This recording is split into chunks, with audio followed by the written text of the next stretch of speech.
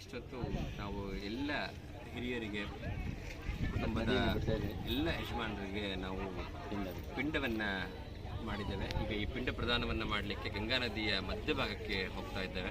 ಪೂಜ್ಯ ತಂದೆಯವರು ಎಲ್ಲ 32 ತಲೆಮಾರಿಗೆ ಈ ಒಂದು ಪಿಂಡವನ್ನು ಈಗ ಪ್ರದಾನ ಮಾಡಿದ್ದಾರೆ. ಅವ್ರನ್ನ ಈ ಗಂಗಾ ಮಾತೆಯಲ್ಲಿ ಅವರಿಗೆ ಈ ಒಂದು ಪಿಂಡ ಪ್ರದಾನವನ್ನು ಮಾಡಲಿಕ್ಕೆ ನಾವು ನಡೆಯುವ ಮಧ್ಯಭಾಗಕ್ಕೆ ಹೋಗ್ತಾ ಇದ್ದೇವೆ.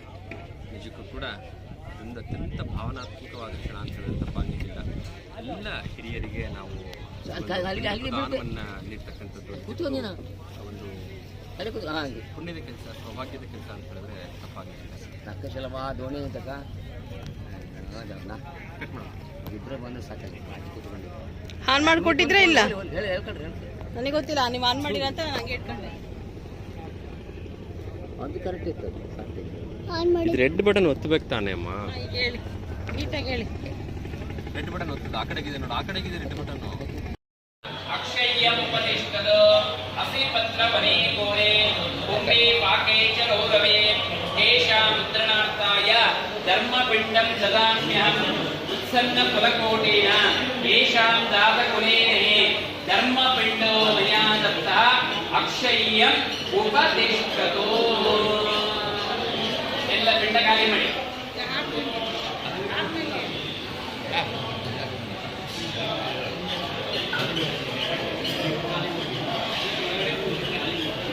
ಪುನಃ ಎಳ್ಳು ತಗೊಂಡು ನೀರು ಹಾಕೊಂಡು ಬ್ರಹ್ಮ ಕಪಿತ ಬ್ರಾಹ್ಮಣಾಯ ತುಭ್ಯಮಹಂ ಸಂಪ್ರದತೆ.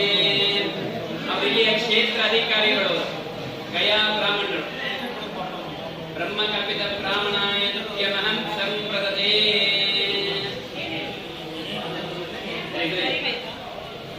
ಬ್ರಹ್ಮ ಕಪಿತ ಬ್ರಾಹ್ಮಣಾಯ ಬ್ರಹ್ಮ ಕಪಿತ ಬ್ರಾಹ್ಮಣಾಯ ತುಭ್ಯಮಹಂ ಸಂಪ್ರದತೆ.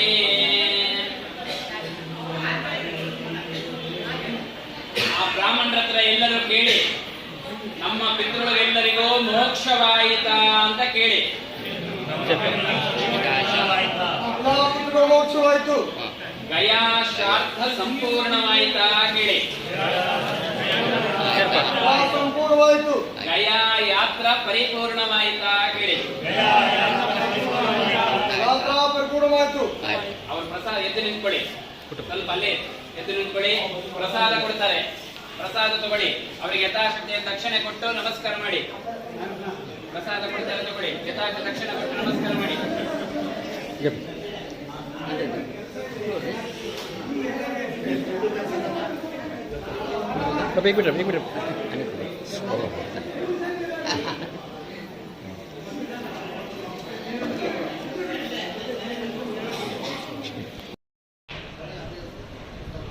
ಪವನಾಚಾರ್ಯ, ಗಯಾ ಕರ್ನಾಟಕ ಭವನ, ಗಯದಲ್ಲಿ ಕರ್ನಾಟಕ ಭವನದಲ್ಲಿ ಪವನಾಚಾರ್ಯ ನಾನು.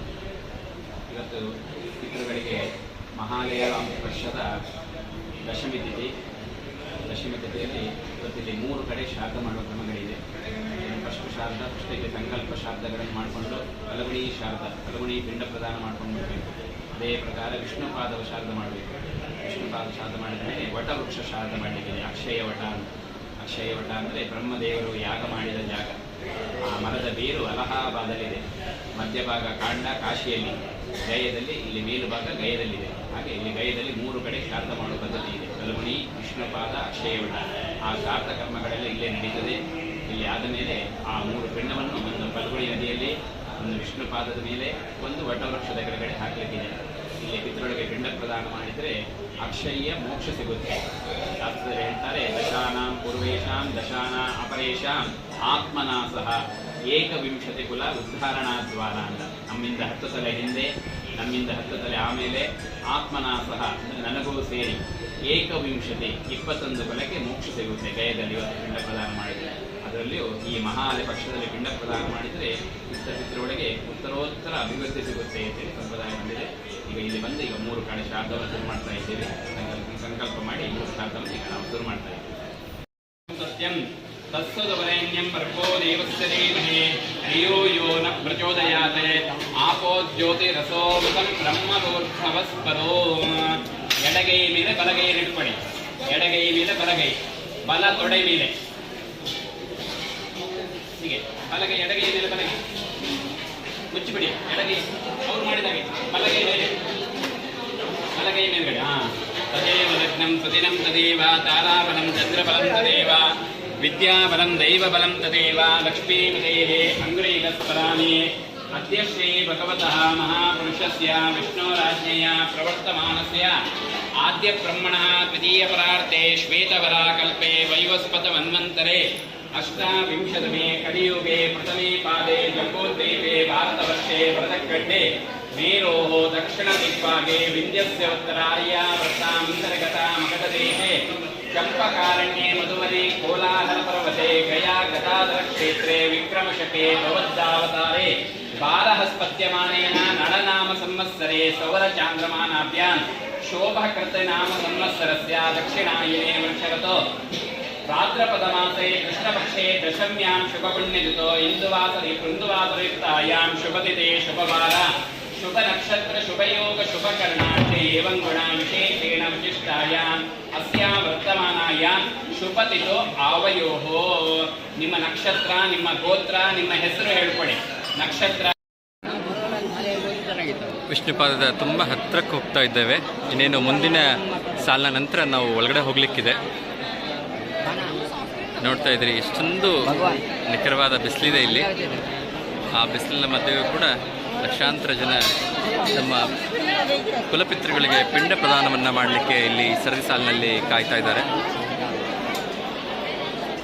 ಅತ್ಯಂತ ಶ್ರೇಷ್ಠವಾಗಿರ್ತಕ್ಕಂಥ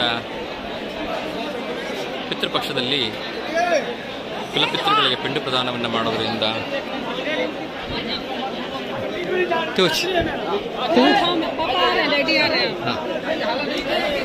ಕುಲಪಿತೃಗಳಿಗೆ ಪಿಂಡ ಪ್ರದಾನವನ್ನು ಮಾಡೋದ್ರಿಂದ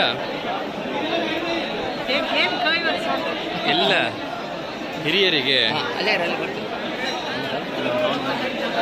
ತೃಪ್ತಿ ಸಿಗ್ತದೆ, ಆತ್ಮಕ್ಕೆ ಶಾಂತಿ ಸಿಗ್ತದೆ ಅಂತ ಹೇಳ್ತಕ್ಕಂಥ ಒಂದು ಪ್ರತೀತಿ ಇದೆ. ವರ್ಷದಲ್ಲಿ ಈ ದಿವಸಕ್ಕೋಸ್ಕರ ಅವರು ಕಾಯ್ತಾ ಇರ್ತಾರೆ. ಇವತ್ತಾದರೂ ನಮ್ಮ ಕುಲ ಬಾಂಧವರು ಯಾರಾದರೂ ಬಂದು ನಮಗೆ ಅನ್ನವನ್ನು ನೀಡ್ತಾರೆ ಅಂಥೇಳಿ ನಾವೆಲ್ಲ ಅಂದ್ಕೊಳ್ತೀವಿ. ಸತ್ತ ನಂತರ ನಮಗೇನು ಗೊತ್ತಾಗೋದಿಲ್ಲ ಅಂಥೇಳಿ. ಆದರೆ ಇಲ್ಲಿ ಬಂದು ಈ ಎಲ್ಲ ಪದ್ಧತಿಗಳನ್ನು, ಆಚರಣೆಗಳನ್ನು ನೋಡಿದಾಗ ಗೊತ್ತಾಗುತ್ತೆ ನಿಜಕ್ಕೂ ಸತ್ತ ನಂತರ ಕೂಡ ನಮಗೊಂದು ಜನ್ಮ ಇದೆ ಅಂಥೇಳಿ, ಸತ್ತ ನಂತರ ಕೂಡ ನಾವು ಒಂದು ತುತ್ತು ಊಟಕ್ಕಾಗಿ ಕಾಯಬೇಕಾಗತ್ತೆ ಅಂಥೇಳಿ. ನಾವು ಒಳ್ಳೆ ಕರ್ಮಗಳನ್ನು ಮಾಡಿದ್ದೇ ಆಗಿದ್ದರೆ, ಒಳ್ಳೆ ಪುಣ್ಯದ ಕೆಲಸಗಳನ್ನು ಮಾಡಿದ್ದೇ ಆಗಿದ್ದರೆ ಖಂಡಿತ ನಮ್ಮ ಕುಲ ಬಾಂಧವರು, ನಮ್ಮ ಕುಲದಲ್ಲಿ ಯಾರಾದರೂ ಒಬ್ಬರು ಬಂದು ನಮಗೆ ಖಂಡಿತ ಅನ್ನದಾನವನ್ನು, ಪಿಂಡ ಪ್ರದಾನವನ್ನು ಮಾಡೇ ಮಾಡ್ತಾರೆ. ಅದೆಲ್ಲ ಕರ್ಮಗಳ ಮೇಲೆ ನಿರ್ಭರವಾಗಿರುತ್ತೆ ಅಂತ ಹೇಳಿ ಶಾಸ್ತ್ರ ಪುರಾಣಗಳಲ್ಲಿ, ಗರುಡ ಪುರಾಣಗಳಲ್ಲಿ ಉಲ್ಲೇಖವಾಗಿದೆ. ನಿಜಕ್ಕೂ ಗರುಡ ಪುರಾಣವನ್ನು ಯಾರೆಲ್ಲ ಓದಿ ತಿಳ್ಕೊಂಡಿದ್ದಾರೆ ಅವರು ಈ ಒಂದು ಪಿಂಡ ಪ್ರದಾನದ ಮಹತ್ವವನ್ನು ತಿಳ್ಕೊಂಡಿರ್ತಾರೆ. ನೋಡ್ತಾ ಇದ್ದೀರಿ, ಸಮಯ ಹೆಚ್ಚುತ್ತಾ ಹೋದ ಹಾಗೆಯೇ ಜನದಟ್ಟಣೆ ಇನ್ನಷ್ಟು ಹೆಚ್ಚಾಗ್ತಾ ಇದೆ. ಎಲ್ಲರೂ ಓಂ ಶ್ರೀ ನಾರಾಯಣ ನಮಃ ಅಂತ ಹೇಳಿ ಹೇಳ್ತಾ ಹೋಗ್ತಾ ಇದ್ದಾರೆ. ನಾವು ಕೂಡ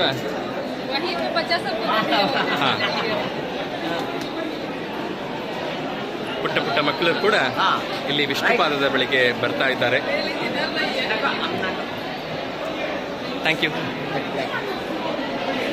ನೋಡ್ತಾ ಇದ್ದೀರಿ, ತುಂಬ ಹಳೆಯದಾಗಿರ್ತಕ್ಕಂಥ ವಿಷ್ಣು ದೇವಸ್ಥಾನ. ವಿಷ್ಣು ದೇವಸ್ಥಾನದ ಒಂದೊಂದು ಕಲ್ಲಲ್ಲಿಯೂ ಕೂಡ ಈ ಪಿಂಡ ಪ್ರದಾನವನ್ನು ಮಾಡಲಾಗಿದೆ. ಅತ್ಯಂತ ಹಳೆಯದಾಗಿರ್ತಕ್ಕಂಥ ಈ ವಿಷ್ಣು ದೇವಸ್ಥಾನ ನೋಡ್ತಾ ಇದ್ದೀರಿ. ಪ್ರತಿಯೊಂದು ದೇವಸ್ಥಾನಗಳಲ್ಲೂ ಕೂಡ ಈ ವಿಷ್ಣುವಿನ ದೇವಸ್ಥಾನ ಎಷ್ಟು ಪಾಸಿಟಿವ್ ಎನರ್ಜಿಯನ್ನು ಹೊಂದಿದೆ, ಎಷ್ಟು ಪುರಾತನವಾಗಿರ್ತಕ್ಕಂಥ ದೇವಸ್ಥಾನ ಅಂತ ನೀವು ಗಮನಿಸ್ತಾ ಇದ್ದೀರಿ. ಸಾಧ್ಯವಾದಷ್ಟು ಒಳಗಿನ ದೃಶ್ಯವನ್ನು ಇಲ್ಲಿ ಸೆರೆ ಹಿಡಿಯೋದಕ್ಕೆ ಪ್ರಯತ್ನ ಮಾಡ್ತಾ ಇದ್ದೇನೆ. ಪೂಜ್ಯ ವಿಷ್ಣು ಭಗವಾನನ ಪಾದದ ಬಳಿಗೆ ನಾವೀಗ ಹೋಗ್ತಾ ಇದ್ದೇವೆ. ನೀವೆಲ್ಲ ಗಮನಿಸ್ಬೋದು, ಅತ್ಯಂತ ಹೆಚ್ಚು ಜನದಟ್ಟಣೆ ಇದೆ. ಸಾಕ್ಷಾತ್ ಶ್ರೀಮನ್ನಾರಾಯಣ, ಶ್ರೀ ವಿಷ್ಣು ಅಂತೇನು ಹೇಳ್ತೀವಿ, ಆ ವಿಷ್ಣುವಿನ ಪಾದದ ಬಳಿಗೆ ನಾವು ಹೋಗ್ತಾ ಇದ್ದೇವೆ. ನೋಡ್ತಾ ಇದ್ದೀರಿ. ಪ್ರತಿಯೊಂದು ಹೆಜ್ಜೆ ಹೆಜ್ಜೆ ಕೂಡ ರೋಮಾಂಚನವಾಗಿರ್ತಕ್ಕಂಥ ಕ್ಷಣ. ಸಾಕ್ಷಾತ್ ವಿಷ್ಣುವಿನ ಪಾದದ ಬಳಿಗೆ ನಾವು ಹೋಗ್ತಾ ಇದ್ದೇವೆ. ನಿಜ ವಿಷ್ಣು ಪಾದದ ದರ್ಶನವನ್ನು ಮಾಡಲಿಕ್ಕೆ ನಾವೀಗ ಹೋಗ್ತಾ ಇದ್ದೇವೆ. ಭವ್ಯವಾಗಿರ್ತಕ್ಕಂಥ ದೇವಸ್ಥಾನ, ಸಾಕ್ಷಾತ್ ಶ್ರೀಮನ್ನಾರಾಯಣ ವಿಷ್ಣು ಅಂತೇನು ಹೇಳ್ತೀವಿ, ಆ ವಿಷ್ಣು ಪಾದದ ನಿಜ ದರ್ಶನವನ್ನು ಮಾಡಲಿಕ್ಕೆ ನಾವೀಗ ಹೋಗ್ತಾ ಇದ್ದೇವೆ. ನೋಡ್ತಾ ಇದ್ದೀರಿ ಎಷ್ಟು ಅದ್ಭುತವಾಗಿರ್ತಕ್ಕಂಥ ಪುರಾತನವಾಗಿರ್ತಕ್ಕಂಥ ದೇವಸ್ಥಾನ ಇದು.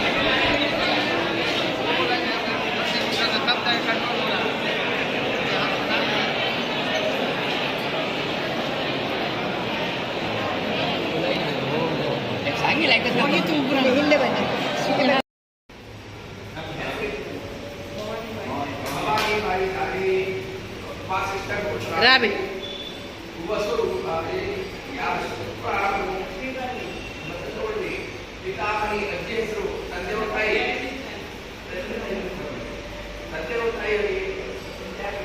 ರಾಮ